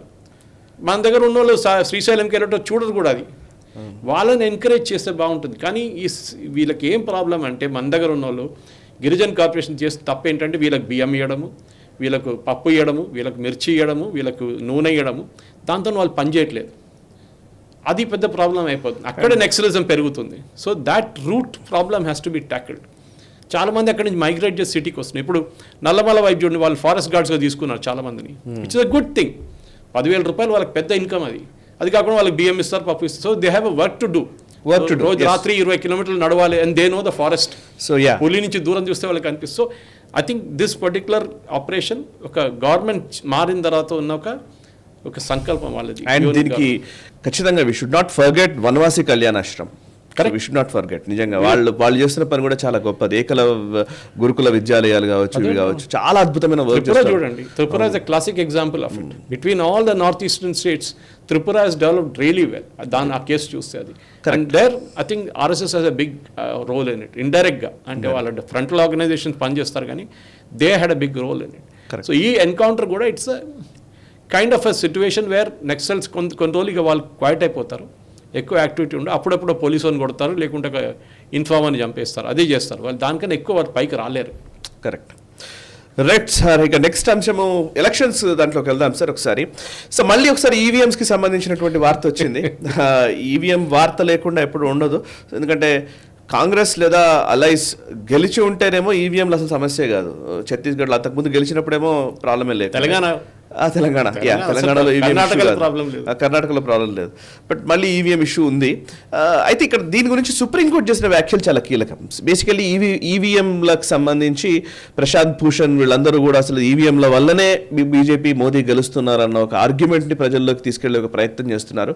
కోర్టులో కూడా దీన్ని ఆపే ప్రయత్నం చేస్తుంటే సుప్రీంకోర్టు ధర్మాసనం చాలా అద్భుతంగా ఆయన చెప్పారు. జస్టిస్ సంజీవ్ ఖన్నా చాలా స్పష్టంగా చెప్పిన మాట, 60 ఏళ్ల వయసులో మేము ఉన్నాము, మాకు తెలుసు బ్యాలెట్ బాక్సులు ఉన్నప్పుడు ఏం జరిగిందనేది మాకు తెలుసు, మాకు కొత్త విషయాలు ఏం చెప్పకండి అని చాలా స్పష్టంగా ఆయన చెప్పారు. ఈవీఎంల గురించి మాట్లాడుతున్న సందర్భంలో ఈవెన్ వీవీప్యాట్ సిస్టమ్ గురించి కూడా ప్లీజ్ ఒక్కసారి ballot papers and EVM and VVPAT ఈ సిస్టమ్ గురించి ఒకసారి చెప్తారా? అండ్ సుప్రీంకోర్టులో వాదనలు ఏంటి, ఎవరి వాదనలు ఏంటి, ఒకసారి డీటెయిల్స్. ప్రశాంత్ భూషణ్కి అయితే పని లేదు సాయి గారు. వాళ్ళు ఒక్కొక్క ఆర్గనైజేషన్, వాళ్ళకి ఫ్రంటల్ ఆర్గనైజేషన్. మనం ఇప్పుడు ఈ నక్సల్ గ్రూప్స్ గురించి మాట్లాడుతున్న అర్బన్ నక్సల్స్ అంటే వీళ్ళు కూడా ఒక అర్బన్ నక్సల్ టైపే. కరెక్ట్. ఆయనకి పిఐఎల్ ఆయన మెయిన్ పని. ఎక్కడైనా వెళ్తే ఒక పిఐఎల్ వేస్తారు, ఇమ్మీడియట్ హియరింగ్ వచ్చేస్తుంది. వీళ్ళకి ఏంటంటే మీడియా, వీళ్ళ దగ్గర ఉన్న మీడియా ఇమ్మీడియట్ న్యూస్ పికప్ చేస్తుంది. ఈ కేసులో కూడా చూడండి ఎంతమంది అబద్ధం చెప్పారు వీళ్ళు. ఇవి ఒక బటన్ ప్రెస్ చేస్తే మోదీకి ఓటు వెళ్తుంది, వీవీప్యాట్లు కౌంట్ చేస్తే అన్ని తప్పు వస్తుంది, అన్నీ చెప్పారు వీళ్ళు. కానీ సాయిగర్ మనం మాట గుర్తుపెట్టుకోవాలి, these people have been proven wrong time and again. ఇదే ఎలక్షన్ కమిషన్ ఎన్నోసార్లు ఛాలెంజ్ చేశారు. మీరు మీ ముందు మేము ఒక మిషన్ పెడతాం, మీరు కాదు మాకేంటి మేము ఇంటికి తీసుకెళ్తా అంటున్నారు. మీరు ఇంటికి తీసుకెళ్తే ఏం చేసుకోవచ్చు. EVMs technically Sai are stand alone machines, network machines కాదు. సో ఒక హ్యాకింగ్ జరగాలంటే మన అందరికి తెలుసు, బేసిక్ నాలెడ్జ్ ఉన్నవాడు చెప్తారు, ఒక హ్యాకింగ్ జరగాలంటే you have to ensure that there is a network to an out side source. Internet ఏదైనా ఉండాలి ఒకటి. ది స్టాండ్ అలోన్ మిషన్స్, దీనికి ఉన్న ఒకటే connection, control unit presiding officer దగ్గర, ఇంకో కంట్రోల్ యూనిట్, ఇంకొకటి unit, extension unit is VVPAT machine. తర్వాత సుప్రీంకోర్టు సజెషన్, మళ్ళీ ఎలక్షన్ కమిషన్ కూడా ఆలోచించి టిఎన్ శేషన్ గారి టైం నుంచి స్టార్ట్ అయింది ఇది. వీళ్ళు అప్పుడు ఏం గొడవ లేదు వీళ్ళకి, ఎందుకంటే కాంగ్రెస్ గెలుస్తూనే వస్తుంది కదా. కానీ ఎప్పటి నుంచి మోదీ గారు గెలవడం మొదలైందో ఆ రోజు నుంచి ఈవీఎం ప్రాబ్లం వీళ్ళకి. ఇప్పుడు justice Dipankar Datta and justice వాళ్ళు అడిగిన క్వశ్చన్, జస్టిస్ సంజీవ్ ఖన్నా అడిగిన ప్రశ్న చాలా క్లియర్ ఉంది. ఐ మీన్ జడ్జ్మెంట్ ఇంకా రాలేదు, it's been reserve, but very obvious what will be the judgement. వాళ్ళు అడిగినట్టు మనకు దేశంలో 90 కోట్ల మంది ఓటర్స్ ఉన్నారు, eligible voters this time. In fact Prashant భూషణ్కి అది కూడా తెలియదు. And the judge I think justice Khanna asked him how many voters are there అంటే 62 కోట్లు అని చెప్పారు. ఏది అది మన 15 సంవత్సరాల ముందు ఉన్న నంబర్ అది. నో, ఇట్ ఈస్ 90 crores అన్నారు. లేదు చూడండి, జర్మనీలో వాళ్ళు మొత్తం మిషన్లన్నీ బంద్ చేసేసి ఇప్పుడు మళ్ళీ బ్యాలెట్కి వెళ్ళారంటే పాపులేషన్ జర్మనీ అంతా అని అడిగారు, 6 కోట్లు. అరే మా వెస్ట్ బెంగాల్లో పాపులేషన్ 6 కోట్లు ఉంది, నేను వస్తున్నాను చెప్పి Dipankar Datta told him. Don't compare our population with their population. మీరు అదే మోడ్లో ఈ బ్యాలెట్ మనకు అందరు తెలుసు, ఈ లాలూ ప్రసాద్ యాదవ్ కానివ్వండి, మిగతా ఈ సమాజ్వాదీ పార్టీ వాళ్ళు, వీళ్ళందరూ పైకి ఎట్లా వచ్చారు మన అందరికీ తెలుసు. ఈవెన్ వెస్ట్ బెంగాల్లో ఉన్న కమ్యూనిస్టులు వాళ్ళు కూడా తక్కువ కాదు. ఎందుకంటే బూత్లు క్యాప్చర్ చేయడం అని ఒక it was like another naxalism, romanticism అనమాట. బూత్ క్యాప్చర్ చేయడం గ్యాంగ్స్ ఉన్నారు, వాళ్ళకు సుపారీ ఇచ్చేస్తే వాళ్ళు ఈ క్యాండిడేట్ అని చెప్పగానే వాళ్ళు వెళ్ళి వాళ్ళ బూత్ క్యాప్చర్ చేసి అందరిని అక్కడ తరిమి కొట్టి వాళ్ళు రోజంతా కూర్చొని కొడుతూనే ఉంటారు. సో ఈ ఈవీఎం వచ్చిన తర్వాత అది plus VVPAT plus CCTVs recording, web recording అన్నీ నడుస్తుంది, వెబ్కాస్ట్ నడుస్తుంది. సో ఇట్లాంటి పరిస్థితుల్లో ఇప్పుడు ఈ కేసు నడుస్తున్నప్పుడు సాయి గారు, I think it was Thursday రోజు మనం రికార్డ్ చేసినాకనే ఒక రోజు ముందు ఈ మిషన్ గురించి ఒక స్టోరీ కేరళ నుంచి వచ్చింది. మాక్ పోలింగ్ కాసర్గోడ్లో ఎక్కడ జరిగింది, నార్దర్న్ కేరళ జరిగిన దాంట్లో కమ్యూనిస్ట్ వాళ్ళు ఒక న్యూస్ చేశారు, బటన్ ప్రెస్ చేయగానే మోదీ గారికి ఓటు పోతుందని. సో ఇదే ఎలక్షన్ కమిషన్ ముందు అడిగారు on hearing on Thursday morning. They asked election commission justice I think Datta arrest, మీరు ఒకసారి కనుక్కొని మాకు చెప్పండి ఇది ఈ స్టోరీ నిజమా కాదని. They came back and say ఈ స్టోరీ అబద్ధం. కానీ ఈ స్టోరీ పికప్ చేసింది ఎవరు, క్రియేట్ చేసింది కమ్యూనిస్ట్ వాళ్ళు, అక్కడ ఉన్న లోకల్ కమ్యూనిస్ట్ లీడర్. వాడి దగ్గర నుంచి 15 Kerala publications have carried this news. బయటికి ఎక్కువ రాలేదు ఇది, నేషనల్ ఛానల్స్ ఎవరు సీరియస్గా తీసుకోలేదు, ఎందుకంటే రెగ్యులర్. కానీ కేరళలో ఏం పుక్కారంటే ఓ పెద్ద గొడవ, అక్కడ మాక్ పోలింగ్లో మొత్తం ఓట్లన్నీ మోదీ గారికి పోతుంది, అసలు ఈవీఎం అనేది ఇదని చెప్పేసి. Last it was proved to be fake. కానీ ఒక్క ఛానల్ మీద కూడా కేసు వేయలేదు election commission. Election commission should have filed a case against this force. ఈ Rahul so Gandhi we have to see this. ఇప్పుడు ఈసారి ఎలక్షన్స్ లో ఇప్పుడు నిజంగా అన్ని మోదీకే వెళ్తే గనక మరి అక్కడ ఉన్న సీట్లన్నీ మోదీకే రావాలి. అది కాదు, ఇంకోటి సాయి గారు, you are doubting the integrity of the system. అదే సుప్రీంకోర్టు అన్నారు, డోంట్ డౌట్ ద సిస్టమ్. మీరు ఆ సిస్టమ్ డౌట్ చేయకండి, మన డెమోక్రసీని డౌట్ చేస్తున్నారు మీరు. ఈవీఎంస్ చెప్పి రాహుల్ గాంధీ ఈవీఎంస్ ఉన్నదాకా మోదీ గారు గెలుస్తూనే పోతా అంటున్నారు. సాయి గారు, I give you an example, not many people know it. Ambedkar గారు 2 సార్లు ఎలక్షన్ పోటీ చేశారు. బాబాసాహెబ్ అంబేద్కర్, బాబాసాహెబ్ 2 సార్లు ఓడిపోయారు. 2 సార్లు ఆయన ఓడిపించిన కాంగ్రెస్ వాళ్ళు. He didn't contest. In fact second time when he contested Sai garu, the party which supported him, can you take a guess? Jansangh. Ambedkar గారిని సపోర్ట్ చేసిన టైం, సెకండ్ టైం ఎలక్షన్లో సపోర్ట్ చేసిన పార్టీ జనసంఘ్. కానీ ఇప్పుడు అంబేద్కర్ గారి జయంతిలో పూలమాల లేయడానికి కాంగ్రెస్ లీడర్లు లైన్ కడతారు. అంబేద్కర్ అని నెహ్రూ గారికి అస్సలు పడదు.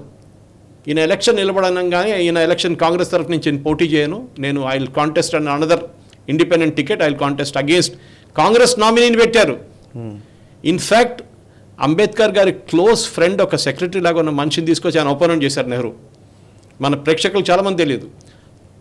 ఫస్ట్ ఎలక్షన్లో ఏం చేశారు, అంబేద్కర్ గారు 100% గెలుస్తాను తెలిసిన తర్వాత 78,000 ఓట్లు చెల్లదని చెప్పి పక్కన పెట్టారు నెహ్రూ. ఎలక్షన్ కమిషన్తో చేపించారు. ఆ people can go and Google the story. 78,000 ఓట్లు పేపర్ బ్యాలెట్లు పక్కన పెట్టారు. ఇది వ్యాలిడ్ కాదు, చెల్లదని చెప్పేసి, ఇన్వాలిడ్ ఓట్స్ అని చెప్పి. దాంతో అంబేద్కర్ గారు ఓడిపోయారు. సో ఈ ఈవీఎం గురించి మాట్లాడుతున్న ఈ మనుషులు ఏం చేశారని అక్కడి నుంచి తెలుసు మన అంబేద్కర్ గారు. సెకండ్ టైం ఈ lost by 2,000 votes. First time చాలా పెద్ద మార్జిన్తో ఓడిపోయారు, ఎందుకంటే 75,000 ఓట్లే లేదు, పక్కన పెట్టేశారు నెహ్రూ గారు. సో ఈ రాహుల్ గాంధీ ఇప్పుడు చెప్తున్నది వాళ్ళ గ్రేట్ గ్రాండ్ ఫాదర్ కూడా మొదలుపెట్టే కథ అది. కానీ శేషన్ గారు వచ్చిన తర్వాత, ఈవీఎంలు వచ్చిన తర్వాత మనం చూస్తున్నాం results with in matter of hours మనకు వచ్చేస్తుంది. ముందైతే 5 రోజులు 6 రోజులు తీసుకుంటుండారు. సో ఈసారి కూడా మనం చూస్తున్నాం సాయి గారు, ఈ ఈవీఎంలు వచ్చిన తర్వాత, okay, introduction VVPAT, specially VVPAT వచ్చిన తర్వాత 118 కోట్ల మంది ఓటేశారు సాయి గారు. దాంట్లో 4 కోట్ల వీవీప్యాట్ కౌంట్ చేశారు. దాంట్లో 25 కంప్లైంట్స్ వచ్చినాయి. అంటే సెక్షన్ ఒక రూల్ ఉంది 49MA అని. అంటే ఏదైనా ఒక ఓటర్కి డౌట్ వచ్చింది అనుకోండి, నా ఓటు కరెక్ట్గా పడలేదంటే ఒక కంప్లైంట్ ఫైల్ చేయొచ్చు అక్కడే within the booth. That's called 49MA. అది నోట్ చేసుకుంటారు. సీరియల్ నెంబర్, మీరు ఓట్ చేసిన సీరియల్ నెంబర్ 51, మీ ఓటు పడలేదని మీకు డౌట్ వస్తుందని. They can check it after the voting is over. Counting ముందు చెక్ చేసుకోవచ్చు ఈ కంప్లైంట్. చూస్తే అన్ని అబద్ధాలు. ఇప్పుడు దాకా కూడా బ్యాలెట్ స్లిప్స్ చూసుకుంటే, ఇప్పుడు మనం చూసినట్టు ఒక ఆల్మోస్ట్ 40,000 మిషన్లు ర్యాండమ్లీ సెలెక్ట్ చేసిన వీవీప్యాట్ మిషన్లు టాలీ చేస్తే కరెక్ట్గా వచ్చింది. ఒక్కటే కేసులో మిస్టేక్ ఉండే, అది కూడా కౌంటింగ్ మిస్టేక్ ఉండే, human being. So human error. So ఆలోచించండి, ఎంత బాగా జరుగుతున్న సిస్టమ్ని వీళ్ళు కావాలని చెప్పి రాహుల్ గాంధీ పొద్దున, అంటే you are actually challenging the electorate of India. అంటే ఓట్ వేస్తున్న ఎవరు ఉన్నారో వాళ్ళని యూఆర్ ఛాలెంజింగ్ దెమ్.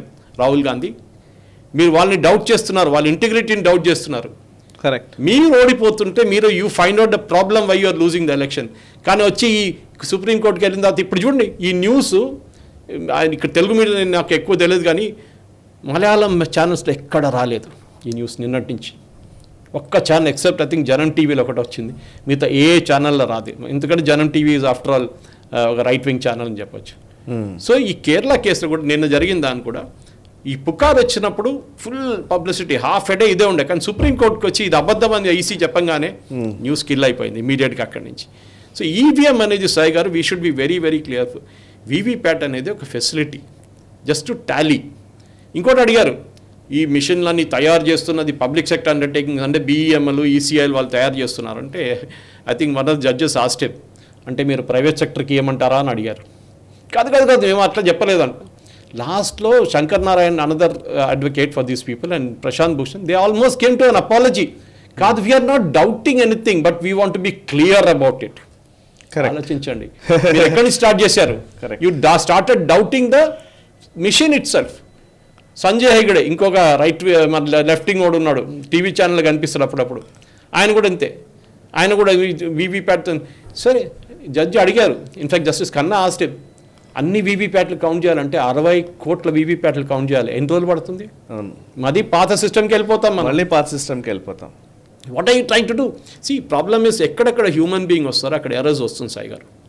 మీరు ఒక మనిషికి ఒక 1000 నోట్లు ఇచ్చేసి కౌంట్ చేయరా అంటే ఆడు ఫస్ట్ టైం కౌంట్ చేసిన తప్పు ఉంటుంది, సెకండ్ టైం నోట్లు కౌంట్ చేసిన తప్పు ఉంటుంది, మూడోసారి ఇంకో ఫిగర్ వస్తుంది. దట్ ఈస్ వై బ్యాంక్ వాళ్ళు మిషన్ యూజ్ చేస్తారు టు కౌంట్. మన ముందు ఎట్లా ఉండే, మన బ్యాంక్ ముందు నిలబడి కౌంటర్ ముందు కౌంట్ చేస్తుండే ఈ మిషన్లు వచ్చే ముందు. కానీ నా క్యాష్ మిషన్స్ ఆర్ దేర్. మళ్ళీ మీరు డౌట్ చేస్తారా ఆ మిషన్ తప్పని? కొంతమంది ఇప్పుడు కూడా డౌట్ చేస్తారు. అది తీసుకున్న తర్వాత పక్కన మళ్ళీ కౌంట్ చేస్తాడు, సార్ దీంట్లో 99 ఉంది సార్ అంటాడు, తీసుకురారని చెప్పి ఇంకోసారి పెడతాడు, చూసి కరెక్ట్ చెక్ చేస్తాను సార్ అంటాడు. దిస్ హ్యూమన్ ఇంటర్వెన్షన్ అది. సో ఈ రీసెర్చ్ పేపర్ గురించి మాట్లాడారు ప్రశాంత్ భూషణ్. ఒక రీసెర్చ్ పేపర్ ఉండే, ఎవరు పబ్లిష్ చేస్తారు బాబు రీసెర్చ్ పేపర్ అని అడిగారు. అది ఎవరో ఏదో ఒక ఆర్గనైజేషన్ అంటే ఎవడో పబ్లిష్ చేస్తున్న రీసెర్చ్ పేపర్ని మీరు కోర్టుకు తీసుకొస్తున్నారు, దాని వ్యాలిడిటీ ఏంటని అడిగారు. So the problem is very clear. వీళ్ళకి ఏంటంటే మోదీ గారు ఎలక్షన్ గెలవకూడదు అంతే, ఎలక్షన్ గెలిచినా క్రెడిట్ ఇవ్వకూడదు అంతే. సరే సుప్రీంకోర్టు కూడా చెప్పారు, ఎవడైనా ట్యాంపర్ చేస్తే yes there should be serious punishment, దాంట్లో డౌటే లేదు, దర్ ఇస్ నో డౌట్. కానీ వీళ్ళేమంటున్నారంటే ఆ స్లిప్ బయటకు తీయాలంట, స్లిప్ ఓటర్ చూసుకుంటాడంట, ఉందంటే సరే అని మళ్ళీ లోపల బాక్స్ లోపల వేస్తాడంట. వాడు పాకెట్ లోపల వేసుకొని తీసుకెళ్ళిపోతే ఒక ఓటు తగ్గుతుంది అక్కడ. Correct. See, this is what people should understand. So, the entire process, I think first time, that's why Supreme Court clearly said, in fact, Justice Deepankar Datta ade chepparu. You see, we don't try and bring down a system. ఒక system బాగా నడుస్తుంది. Germany example, ఇంకేదో దేశంలో example, యుఎస్లో చూడండి సాయి గారు, మీకు గుర్తుంటుంది లాస్ట్ ఎలక్షన్ బిల్ క్లింటన్ ఓడిపోయినప్పుడు కూడా వాళ్ళు యాక్చువల్లీ గెలిచారని చెప్తున్నారు, ఒకటి ఓడిపోయి అంటున్నారు. ఇప్పుడు కూడా అమెరికన్ ఎలక్షన్ లాస్ట్ మినిట్ దాకా ఎవరు గెలిచారని తెలియదు, 10 రోజుల ఎలక్షన్స్ లోనే చాలా ఫ్రాడ్ జరిగిందని కూడా. ఎందుకంటే అక్కడ పెన్సిల్ తో మార్క్ చేస్తారు, they are still gone back. మనం డిజిటల్ ఏజ్ లో వచ్చాం, మనం ఇప్పుడు యూపీఐ పేమెంట్ చేస్తాం, ఫోన్ పే కానీ గూగుల్ పే కానీ, అది వాళ్ళు ఎప్పుడు కూడా అక్కడ వెనకకున్నారు, వాళ్ళు చాలా క్రెడిట్ కార్డులు వాడుతున్నారు.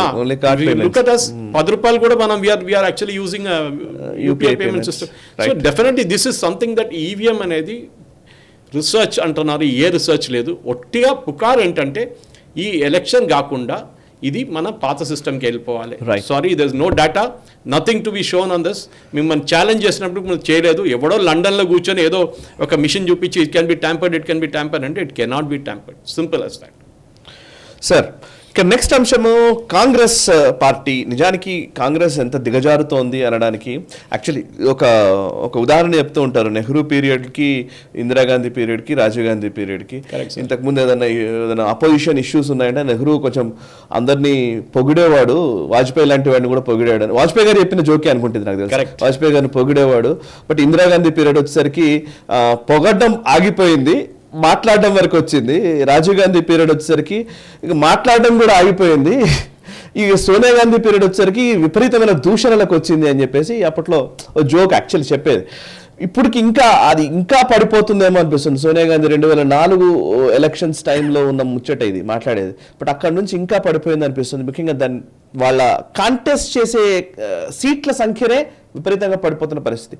2004కే 330 సీట్లు, 417 సీట్లు పోటీ చేశారనేది లెక్క. ఇప్పుడు అది 330కి వచ్చింది. అంటే కాంగ్రెస్ డైరెక్ట్ గా ఫైట్. మీరు లాస్ట్ టైం నేషనల్ ఉన్నప్పుడు చాలా స్పష్టంగా చెప్పారు, బీజేపీకి కాంగ్రెస్ కి డైరెక్ట్ ఫైట్ అని చెప్పారు. ఓవరాల్ గా కాంగ్రెస్ ఫైట్ చేస్తున్నవి, కంటెస్ట్ చేస్తున్న సీట్లు లెక్కేస్తే 417 2004లో ఉండేది, అదే చాలా తక్కువ నెంబర్ అంటారు. బట్ అక్కడ నుంచి ఇప్పుడు 330కి వచ్చేసారు. అండ్ 330 సీట్లు మాత్రమే కాంగ్రెస్ పోటీ చేస్తోంది. వెరాజ్ బీజేపీ క్రమక్రమంగా పెరుగుతూ 420 పైన. సో ఎవ్రీ ఇయర్ పెరుగుతోంది, ఎవ్రీ టర్మ్ కి పెరుగుతోంది. బట్ కాంగ్రెస్ 330కి వచ్చింది. వీళ్ళు మ్యాజిక్ ఫిగర్ 270, మ్యాజిక్ ఫిగర్ కి 330 సీట్లు పోటీ చేస్తున్న పరిస్థితి. ఆలోచించండి. యువర్ స్ట్రైక్ రేట్ అంటాం మనం ఇప్పుడు క్రికెట్లో కూడా బ్యాలెన్స్ ఉంటుంది. అంటే మీరు ఒక 60 బాల్ ఫేస్ చేసి what will be your strike rate against that. ఒక కన్సిస్టెంట్గా ఇన్నింగ్స్ చూస్తూనే ఉంటారు, ఇన్నింగ్ తర్వాత ఇంకో మ్యాచ్ తర్వాత ఇంకో మ్యాచ్, స్ట్రైక్ రేట్ మీద ఎంత ఉందని. ఒకసారి స్ట్రైక్ రేట్ 100% ఉంటుంది, అది 60కి పడుతుంది, 70కి పడుతుంది. కానీ కాంగ్రెస్ ఎట్లా అయిపోయిందంటే మీరు చెప్పినట్ల 2004లో వీరు 417 సీట్లు పోటీ చేశారు సాయి గారు. కానీ అది 2024కి వచ్చేదాకా 330కి వచ్చింది. ఎందుకంటే అలయన్స్ పార్ట్నర్స్ బార్గెన్ చేయడం మొదలుపెట్టారు. బార్గెన్ కాదు, లిటరలీ థ్రెటన్ చేయడం మొదలుపెట్టారు. కావాలంటే తీసుకో, లేకుంటే ఎల్లు గాయబ్. మమతా బెనర్జీ చెప్పింది కదా, నేను ఇస్తున్నాను 2 సీట్లు, కావాలంటే ఆ 2 సీట్లు తీసుకోపో, ఎక్కువ మాట్లాడకు, నాకు 2 కాదు నాకు 12 కావాలంటే సరే గెట్ లాస్ట్ అన్నది. సేమ్ యూపీలో కూడా మాకు 25 సీట్లు కావాలన్నారు. 25 లేదు, ఏం లేదు, 12 ఇస్తా అన్నాడు. లాస్ట్ 17లో సెటిల్ చేసుకున్నారు. దాంట్లో చాలా మటుకు seats Congress no chance of winning, అట్లాంటి సీట్లు ఇచ్చాడు అఖిలేష్ యాదవ్. అది కాకుండా మీరు చూస్తున్నారు మహారాష్ట్ర వైపు శివసేన, అక్కడ ఉద్ధవ్ ఠాక్రే శివసేన కానివ్వండి, శరద్ పవార్ గారు ఎన్సీపీ, డిఎంకే తమిళనాడులో ఎక్కడా కాంగ్రెస్కి పై చేయలేదు సాయి గారు. నేను లాస్ట్ టైం మాట్లాడిన 190 స్థానాలు Congress and BJP direct fight, 175 BJP గెలిచారు 2019లో.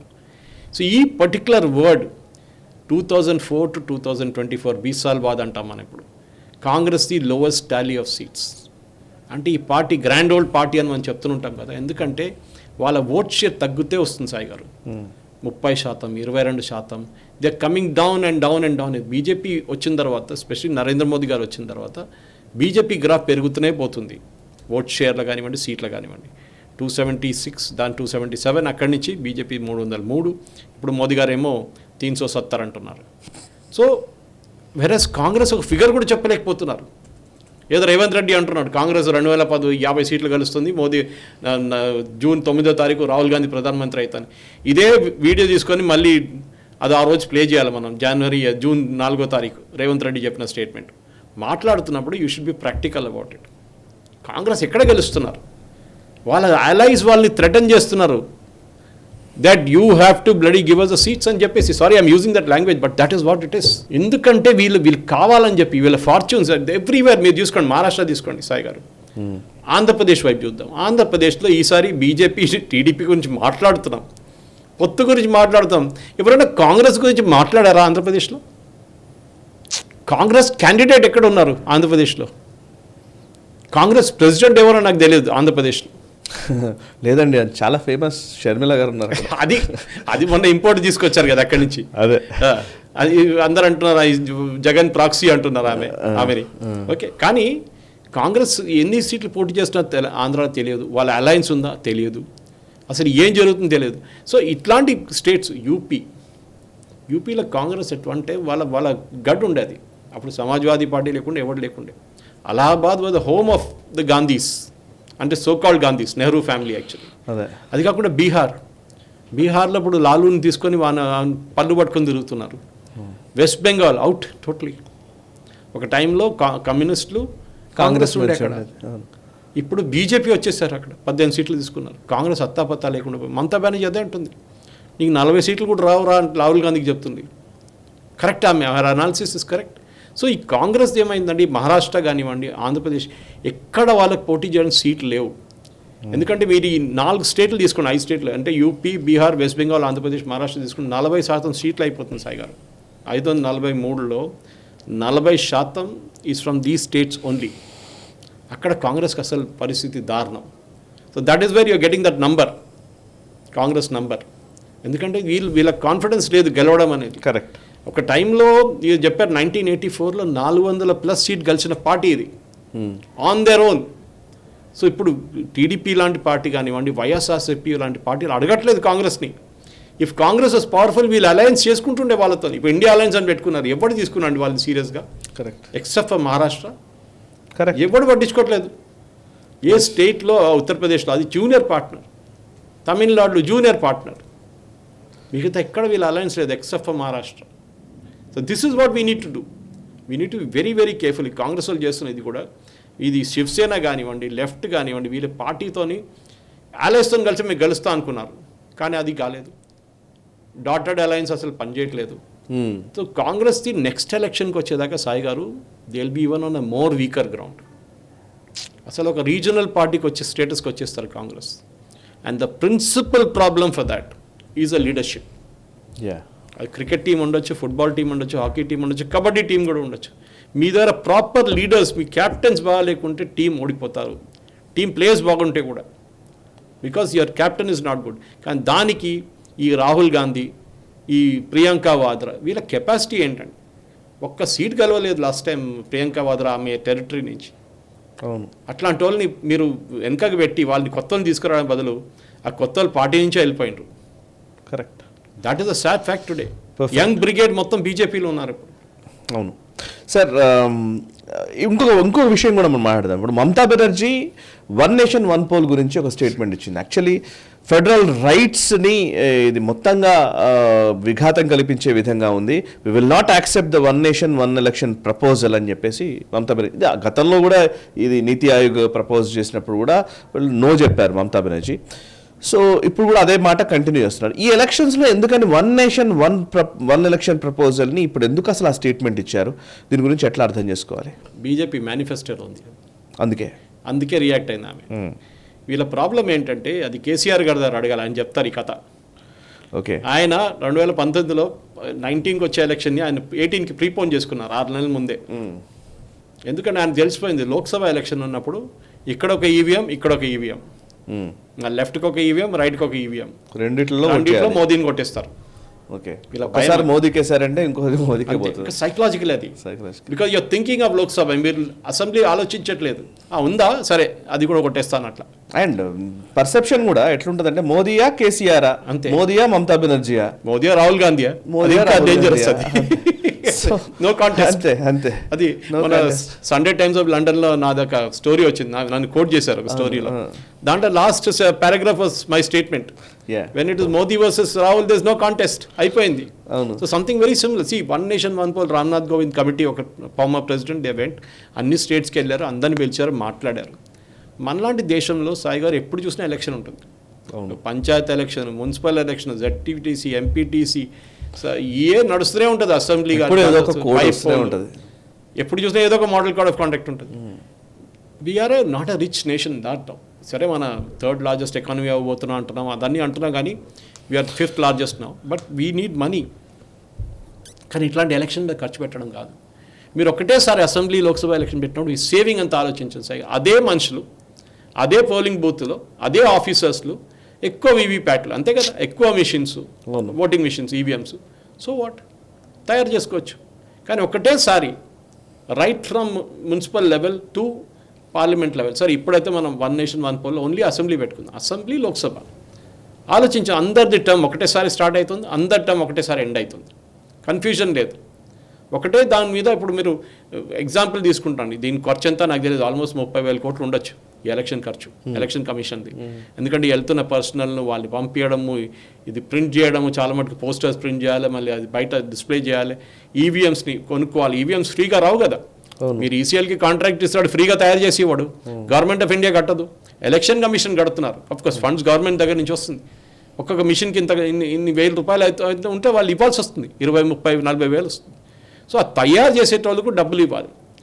దాది కాకుండా కౌంటింగ్, మెషినరీ ఆఫ్ కౌంటింగ్, దాంతో ఇట్లా ఆల్ కాస్ట్ మనీ సాయి గారు. దీని అన్నిటికీ అలవెన్సెస్ ఉంటాయి దాని మీద.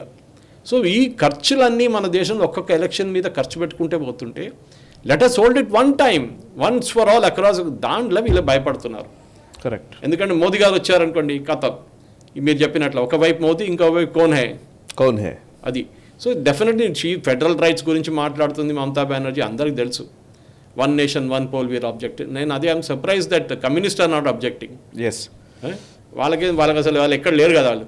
ఇది last election, if this election they don't win seats in 3 or 4 states, వాళ్ళది నేషనల్ పార్టీ స్టేటస్ పోతుంది. అవును, అది సిపిఐ ఆల్రెడీ పోయింది, ఇప్పుడు సిపిఎంది కూడా పోతుంది. ఇట్లాంటి పరిస్థితుల్లో డెఫినెట్గా I think what Modi government is very clear. ఒకటి యూసీసీ, ఓకే, ఒకటి ఇది 1 నేషన్ 1 పోల్, అట్లాంటి ఒక 10 ఐటమ్స్ ఈసారి పెట్టుకున్నారు. లాస్ట్ టైం ఉన్నంతా ఆల్మోస్ట్ అయిపోయినాయి. లాస్ట్ టైంకి ఈసారి లేనిది ఒకటే ఎన్ఆర్సీ ఒకటే, మిగతా అన్నీ ఉన్నాయి ఐటమ్స్. సో క్యారీ ఓవర్గా వచ్చింది యూసీసీ వచ్చింది. దాని తర్వాత 1 నేషన్ 1 పోల్ లాస్ట్ 6 monthsలో వచ్చింది BJP గవర్నమెంట్ది.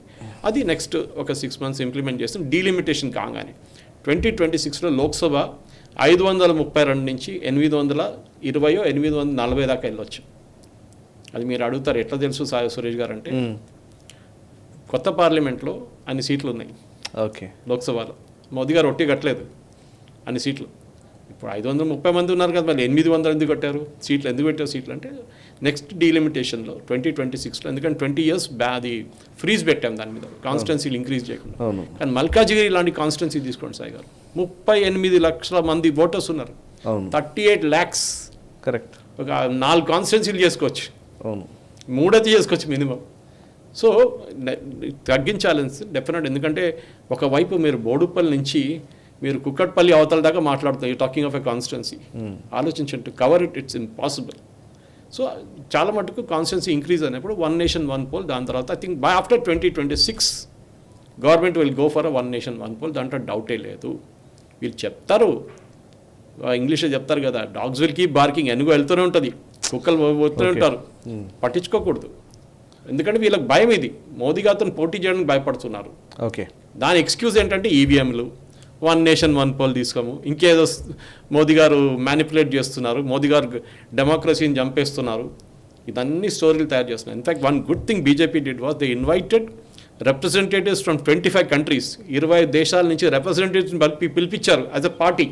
Correct, government of India కాదు, ఎలక్షన్ కమిషన్ కాదు, యాజ్ అ పార్టీ వీళ్ళు, ఇంక్లూడింగ్ చైనీస్ కమ్యూనిస్ట్ పార్టీ, వచ్చి చూడండి ఎలక్షన్ అంటే ఏంటి. ఎందుకంటే చైనాలో ఎలక్షన్ లేదు కదా. ఎలక్షన్ అంటే ఏంటి, మా దగ్గర ఎట్లా జరుగుతుంది, ఒక పండుగ అలా ఉంటుంది. అది the entire system of 90 crore voters is humongous. I think Seshan గారి నుంచి అందరు, who are was election commissioner, I'm not doubting anything, those people really should be, I mean even the employees who work behind the scenes మెచ్చుకోవాలి sir. ఆ system, school టీచర్లు ఉండొచ్చు, bank ఆఫీసర్లు ఉండొచ్చు, వాళ్ళందరికీ నిజంగా అందరు. My father is to go, మా నాన్నగారు ఉన్నప్పుడు, మా ఫాదర్ కూడా లేదు, when he was in working in railways, అప్పుడు టాయిలెట్ ఫెసిలిటీస్ కూడా లేదంట. నాకు అసలు రాత్రి వెళ్ళి, ఇప్పుడు మీరు బ్యాలెట్ బాక్స్ అంటే గుర్తుంది, చిన్నప్పుడు మేము స్కూల్కి వెళ్ళే టైంలోనే ఎలక్షన్స్ జరుగుతూ ఉంటే మా ఫాదర్ ఈ బ్యాలెట్ బాక్స్ ఇవి తీసుకొని వేరే దగ్గర అప్పగించాలి. ఎక్కడ ఏ మందు పాత్ర పెడతారో, ఎక్కడ వీటిని పేల్చేస్తారో అనే టెన్షన్ లో ఉండేవాళ్ళం మేము. ఇంటికి వచ్చేంత వరకు మా అమ్మ భయపడుతూనే ఉండేది. హ్యాండ్ ఓవర్ చేసి, ఇప్పుడు ఇప్పుడు ఈజీ అయిపోయింది, డబ్బులు లేవేమి, అప్పుడు ఇంకు పోసేవాళ్ళు బ్యాలెట్ బాక్సుల్లో. Then you are responsible, you are answerable for it. See that's on saying, ఈ టెక్నాలజీ తీసుకొచ్చిన తర్వాత కాంగ్రెస్ వాళ్ళు ఎందుకు భయపడుతున్నారు, కమ్యూనిస్ట్ వాళ్ళు ఎందుకు భయపడుతున్నారు అంటే, వీళ్ళకి టెక్నాలజీని ఎట్లైనా పక్కన తీసుకెళ్ళి ఆ పాత సిస్టమ్కి వెళ్తే Lalu Prasad Yadav and company happy అయిపోతారు. కరెక్ట్, అది. ఎస్ సార్, ఇంకొక అంశం ఉంది. మాబ్ లించింగ్ లేదా ఈ వైలెన్స్ కి సంబంధించి సుప్రీంకోర్టు ఇచ్చిన ఒక స్టేట్మెంట్, సుప్రీంకోర్టు అబ్జర్వేషన్ చెప్తూ, so let's not go by religion or caste అని BR Gavai, justice BR Gavai and Arvind Kumar, Sandeep మెహతాలు చెప్పడం జరిగింది లాయర్స్కి.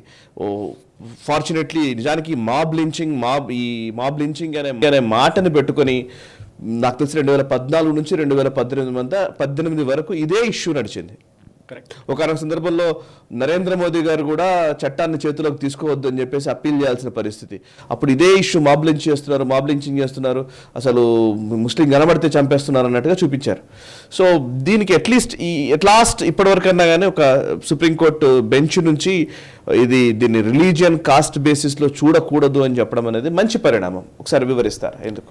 ఈ పెటిషన్ ఫైల్ చేసింది national federation of Indian women. Okay, అది ఎవరైనా వింటే అనుకుంటారు, ఓ చాలా మంచి ఆర్గనైజేషన్ అని. పేరుకు సిపిఐ. ఓకే, ఐ థింక్ సుభాష్ని అలియా somebody is the head of it. Okay, even Annie Raja at one time was the head of that. D Raja garu, Daniel రాజా గారి ప్రతిమని. ఈ NFIW వాళ్ళు ఈ పెటిషన్ ఫైల్ చేశారు. వీళ్ళు state government should take action against culprits involved in mob lynching. వీళ్ళ అఫిడవిట్లో main పెటిషన్లో ఇది main thing. Court ఏమన్నారు, సరే వింటూ ఓన్లీ ముస్లిమ్స్ గురించి మాట్లాడుతున్నారు వీరు పెటిషనర్స్. ఈ ముస్లింని అక్కడ చంపారు, ఈ ముస్లింని ఇక్కడ చంపారు, అక్కడ బీఫ్ కేసు వచ్చింది, ఇక్కడ చంపేశారు, అక్కడ సీట్ కోసం కొట్లాడారు, అక్కడ చంపేశారు. మీరు ఆలోచించి సాయి గారు, పల్గర్ గురించి ఒక మాట లేదు. అవును, మన రాజస్థాన్లో ఆ టైలర్ పేరు మర్చిపోయిన కనయ్యలాల్, ఆయన మాట పేరు లేదు, ఎక్కడ లేదు. ఇక్కడ అదన్నీ కేసులు కాదంట, ఓన్లీ ఒక ముస్లిం చంపితేనే కేసు అవుతుంది, లించింగ్ అవుతుంది. So definitely supreme court also understood, వీళ్ళకి ఏం అర్థమైపోయింది. అది ప్రశాంత్ భూషణ్ ఉండొచ్చు, అది నేషనల్ ఈ సిపిఐ వాళ్ళు ఉండొచ్చు, ఎవరైనా ఉండొచ్చు. వాళ్ళది మెయిన్ ఏంటంటే హిందువుల్ని హ్యూమిలియేట్ చేయడం అనేది వీళ్ళది అన్నిటికంటే పెద్ద స్ట్రాటజీ. అది రాహుల్ గాంధీ దగ్గర నుంచి డౌన్ టు కేసీ వేణుగోపాల్ నుంచి సీతారాం యెచూరి కానీ ఎవరైనా కానివ్వండి, ఇక్కడ కూడా కేసీఆర్ కూడా అట్లని తిడుతుండే, వాడు వీడు హిందువులు అని మాట్లాడుతుండే. కరెక్ట్. ఇప్పుడు ఏమైంది కేసీఆర్ గారికి తెలుసు అందరికీ. సో ఈ పర్టికులర్ పొజిషన్లో కూడా సుప్రీంకోర్టు అన్నాడు, keep the religion and caste out of it. అప్పుడు ఈవెన్ ఈ అపోజిషన్ వాళ్ళ లాయర్స్ కూడా అడిగారు, దీంట్లో హిందూ పేరు లేదేంటని అడిగారు. లేదు మేము మాది గురించి మాట్లాడలేదు ఎప్పుడు అని చెప్తారు. సార్ కేరళలో it's very pathetic case. Madhu అని చెప్పి ఒక ట్రైబల్, మనం దీనికి చాలా ఎపిసోడ్స్ ముందు మాట్లాడాము. మనం ఇప్పుడు 90వ ఎపిసోడ్కి వచ్చేసాము, 90th ఎపిసోడ్లో ఉన్నాం మనం. ఈ మధు కేసు అని చెప్పి మీరు ఒకసారి గూగుల్ చేస్తే మీకు వచ్చేస్తుంది కేరళలో.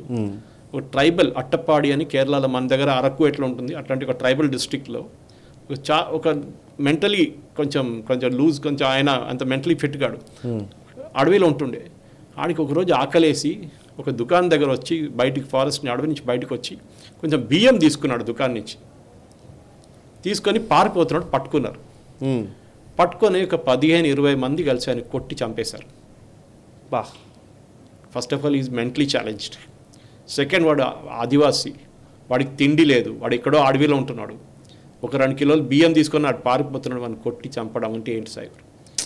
ఇదే పినరాయి విజయన్ అక్లాక్ అని ఒక కేసు ఎక్కడో అక్కడ జరిగినప్పుడు నార్త్లో వెళ్ళి వాళ్ళ ఫ్యామిలీకి 10 లక్షల రూపాయలు ఇచ్చాడు. అవును, కేరళ గవర్నమెంట్ అక్కడే లేదు, హర్యానాలో ఇక్కడ జరిగిన ఇన్సిడెంట్ అది. ట్రైన్లో ఒక లించింగ్ ఉండే, పేరు ఎగ్జాక్ట్లీ నాకు గుర్తులేదు. అక్లాక్ అక్కడ 10 లక్షలు ఇచ్చాడు. కేరళ భవన్కి పిలిపించి ఢిల్లీలో 10 లక్షలు వాళ్ళ ఫ్యామిలీకి ఇచ్చారు. ఈ మధుకి 10 పైసలు వేయలేదు సాయి గారు. వెస్ట్ బెంగాల్ నుంచి పాపం ఒక కేరళలో మొత్తం బెంగాలీలో, అస్సాంలో వాళ్ళే నడిపిస్తారు కేరళ ఎకానమీ మొత్తం. అక్కడ ఒక వెస్ట్ బెంగాల్ ఒక పోరోడు పని చేస్తున్నాడు, రాత్రిపూట బయట వచ్చి రోడ్డు మీద నిలబడితే వాడు దొంగ అని చెప్పి వాడిని కొట్టి చంపేశారు. అది లించింగ్ కాదా సాయి గారు? ఇది ఒకటే రిలీజియన్ ఎందుకు పట్టుకుంటారు వీళ్ళు? వీళ్ళకి ఏంటంటే మెయిన్లీ హిందువులు ముస్లిమ్స్ చంపుతున్నారు. నేను ఎగ్జాంపుల్ ఇస్తున్నాను. నిన్ననే నా కేరళ నుంచి ఒక న్యూస్ పేపర్ రిపోర్ట్ పంపించారు. ఆదిలాబాద్లో ఎక్కడో ఒక ఇన్సిడెంట్ జరిగింది. హనుమాన్ దీక్ష తీసుకున్న ఒక అబ్బాయిని స్కూల్కి రానియలేదు, స్కూల్ బయట నుంచి పంపించేశారు.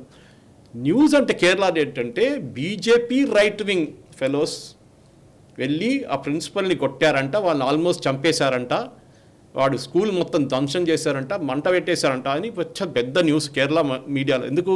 ఎలక్షన్. ఇది నేను ఇక్కడి నుంచి ఉన్న క్లిప్స్ అన్ని పంపించాను వాళ్ళకి, అక్కడ ఉన్న న్యూస్ వాళ్ళకి. చూడండి, ఇది nothing to do with BJP or anybody. అదొక ట్రైబల్ ఏరియా. ఆ స్కూల్ ఉన్నది ఒక ట్రైబల్ ఏరియా. ఒక క్రిస్టియన్ మిషనరీ ట్రైబల్ ఏరియాలో స్కూల్ ఎందుకు పెడతారండి? అందరికి తెలుసు అది. దాంట్లో ఐరానికలీ ఈ తెలుగు ఛానల్ వాళ్ళు ఇక్కడ ఉన్న తెలుగు ఛానల్ వాళ్ళు ఇంటర్వ్యూ చేశారు. ఆ ఇంటర్వ్యూ చేసిన మనిషి మంచిగా తెలుగు మాట్లాడుతారు, నాలా కాదు కానీ కొంచెం he had some Malayalam accent. ఆయన ప్రిన్సిపల్, ఆయన కొట్టేశారంట, ఆయన హాస్పిటల్లో పడారంట. ఏది చూస్తే ఆయన స్కూల్లో డెస్క్లో కూర్చొని మాట్లాడుతున్నారు. కానీ యాంప్లిఫై ఎట్లా అయిపోతుంది? ఇక ఎవడో ట్రైబల్ ఏరియాలో ఒక అబ్బాయిని లోపల రానికపోతే వాళ్ళ ఫ్యామిలీ వాళ్ళు మిగతా వాళ్ళు హనుమాన్ దీక్ష తీసుకున్న వాళ్ళు వెళ్ళి కొట్లాడారు. అంతే, సింపుల్. సరే, దాంట్లో కొంచెం గొడవ అయింది, పోలీసు వాళ్ళు కూడా అదే చెప్పారు, కొంచెం గ్లాసెస్ పలగొట్టారు, అన్నీ జరిగింది. కానీ న్యూస్ ఎట్లా వెళ్తుందంటే కేరళ లాంటి స్టేట్లో, క్రిస్టియన్ పాపులేషన్ ఉన్న స్టేట్లో చూడండి, బీజేపీ వాళ్ళు క్రిస్టియన్ మిషనరీని చంపేస్తున్నారు, ఇది చేస్తున్నారు, అది చేస్తున్నారు అని చెప్పి గొడవ చేస్తున్నారు. This is what media is doing. Dirty game. అది స్పెషలీ కేరళలో ఉన్న మీడియా. ఒక్క పాజిటివ్ మోదీ స్టోరీ కేరళలో రాదు సాయి గారు, ఒక్కటి కూడా రాదు. Correct. Including Rajeev Chandrasekhar's own news channel Asianet news. వాళ్ళు కూడా కన్సిస్టెంట్గా యాంటీ మోదీ న్యూస్ పబ్లిష్ చేస్తుంటారు. ఏదో ఒక చిన్న గొడవ జరుగుతుంది నార్త్ ఇండియాలో, ఎవడో ఒకరిని కొట్టిందంతే కథం, ఇక అక్కడి నుంచి మొదలవుతుంది. కానీ కనయ్యలాల్ కానివ్వండి, ఆ సాధువుల్ని పల్గార్లో చెప్పి చంపిన వాళ్ళని అవి మాత్రం రాదు, ఎవరిని పట్టించుకోరు వాళ్ళు. మైసూర్లో ఒక ఆయన చంపారు. మోస్ట్ హిపోక్రైట్ సార్ నిజంగా. కేరళలో జరుగుతుంది సాయి గారు. కేరళలో ఎంతోమంది ఆర్ఎస్ఎస్ వాళ్ళు చనిపోయారు, ఈ పిఎఫ్ఐ వాళ్ళు, ఈ కమ్యూనిస్ట్ వాళ్ళు చంపేశారు. అప్పుడు ప్రాబ్లం లేదా మీకు? అది లించింగ్ కాదా? That is were it's entire thing is. మన తెలంగాణలో కూడా లించింగ్ జరుగుతుంది సాయి గారు, కానీ nothing to do with religion. ఎవడో వచ్చాడు, ఎవరో దొంగల పిల్లల్ని ఎత్తుకుపోతున్నారు అని చెప్పి ఎవరో రూమర్ ఫైల్ చేస్తారు, వాడిని పట్టుకొని కొట్టి చంపే కొంతమంది చనిపోతారు. కానీ మీరు దానికి ఒక రిలీజియన్ ఎందుకు తీసుకొస్తున్నారు? అదే సుప్రీంకోర్టు అడిగారు. ఎందుకు? ఎందుకంటే ఫర్ ఎగ్జాంపుల్ అర్చన పాఠక్ దావి, she was the council for the Gujarat government. ఇది స్పెసిఫిక్లీ గుజరాత్ గవర్నమెంట్ మీద వేశారు, ఇది కావాలని చెప్పి. వాళ్ళ పార్టీ రూల్ చేస్తే గవర్నమెంట్లో పెట్టలేదు. కర్ణాటకలో జరగలేదా లించింగ్? మొన్ననే జరిగింది ఒకటి, హిందువులు చంపారు. అప్పుడు మీకు ప్రాబ్లం లేదు. నిన్న చంపారు ఒకడు, అమ్మాయిని చంపేశారు నిన్న. కాంగ్రెస్ వాళ్ళ లీడర్ కూతుర్ని చంపేశాడు ఒకడు. I don't want take religion in this, but ఈ ప్రాబ్లం ఎక్కడ వస్తుందంటే కౌంటర్ అలిగేషన్ చేస్తే సుప్రీంకోర్టు కూడా చెప్పారు, don't bring caste and religion. మీరు ముస్లిమ్స్ గురించి మాట్లాడారు కదా, yes you told everything, Pasha అని చెప్పే వాళ్ళ లాయర్ మీరు చెప్పారు. Now let us ask the other side also to file.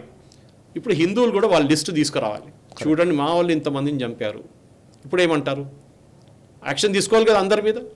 కనయ్యలాల్ని చంపిన మనిషి కానీ ఆ సాధుస్ని చంపిన మనుషులు, they are also equally guilty. Correct. Maharashtra government ఏ కేసు, బీజేపీ గవర్నమెంట్ వచ్చేదాకా అసలు కేసే తీసుకోలేదు, ఈ షిండే గవర్నమెంట్ వచ్చేదాకా.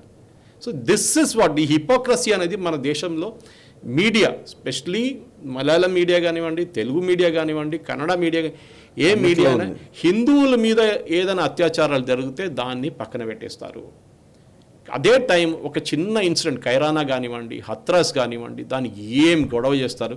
సాయి గారు, ఇది ఒక కామన్ ఫినామినన్ సాయి గారు. ఐ మీన్ హిందువుల మీద జరిగే అత్యాచారాల గురించి ఎవరు మాట్లాడరు, హిందువుల మీద జరిగే లించింగ్ గురించి ఎవరు మాట్లాడరు. కానీ అదే టైంలో ఇంకా ఎక్కడైనా జరిగితే ఒక మణిపూర్ కానివ్వండి, మిగతా చోట్ల ఆగ్రాలో కానివ్వండి, లేకుంటే ఎక్కడైనా యూపీలో జరిగితే ఏం గొడవ దాని మీద అందరు చూసాం మనం. ఇది ఈ యొక్క మీడియాది ఒక ఫోబియా, బీజేపీ ఫోబియా వాళ్ళకు ఉంది. ఎక్కడైనా ఒక సింగిల్ చిన్న ఇన్సిడెంట్ జరిగితే, ఒక ముస్లిం ఇంకెవరి మీద జరిగితే అది పెద్ద న్యూస్గా అవుతుంది. కానీ హిందువుల మీద జరిగే అత్యాచారాలకి ఎవరు పట్టించుకోరు. కరెక్ట్ సార్, మీరు అన్నది కరెక్ట్. ఇదంతా హిపోక్రసీ. నిజానికి ఈ హిపోక్రసీ నుంచి దేశం ఎప్పుడు బయటపడుతుందా అని నిజంగా ఎదురు చూడాల్సిన పరిస్థితి. రైట్ సార్, ఇక ఈ వారం నేషనల్ రౌండప్లో చాలా విషయాలు మనం మాట్లాడాము. And thank you very much sir. మీరు చాలా వాల్యుయబుల్ టైంని మీరు మా కోసం వెచ్చించి చాలా విషయాలు ఓపికగా వివరిస్తున్నారు ప్రేక్షకులకి. Really thank you very much. So చూసారు కదా, ఇది ఈ వారం నేషనల్ రౌండప్. వచ్చే వారం నేషనల్ రౌండప్లో మళ్ళీ కలుద్దాం. జాతీయ వార్తాంశాల్ని జాతీయవాద దృక్పథంతో విశ్లేషించే చర్చా కార్యక్రమం నేషనల్ రౌండప్ మీకు నచ్చినట్టయితే వెంటనే లైక్ చేయండి, 10 మందికి షేర్ చేయండి. మీ కమెంట్స్ ద్వారా మీ అభిప్రాయాలు మాతో పంచుకోండి. మనసా వాచా కర్మణ దేశ హితం కోసం పరితపించే నేషనలిస్ట్ హబ్ గ్రూప్ ఆఫ్ ఛానల్స్ని సబ్స్క్రైబ్ చేసుకొని జాతీయవాద జర్నలిజాన్ని ప్రోత్సహించండి. Thank you very much. ఈ వీడియో మీకు నచ్చినట్టయితే లైక్ చేయండి, 10 మందికి షేర్ చేయండి. అలాగే కామెంట్ల రూపంలో మీ అభిప్రాయాలను మాతో పంచుకోండి. Nationalist hub group of channels ను సబ్స్క్రైబ్ చేసుకుని తెలుగునాట జాతీయవాద జర్నలిజాన్ని ప్రోత్సహించండి. ఈ వీడియో కింద ఉన్న బెల్ ఐకాన్ పై క్లిక్ చేయడం మర్చిపోవద్దు.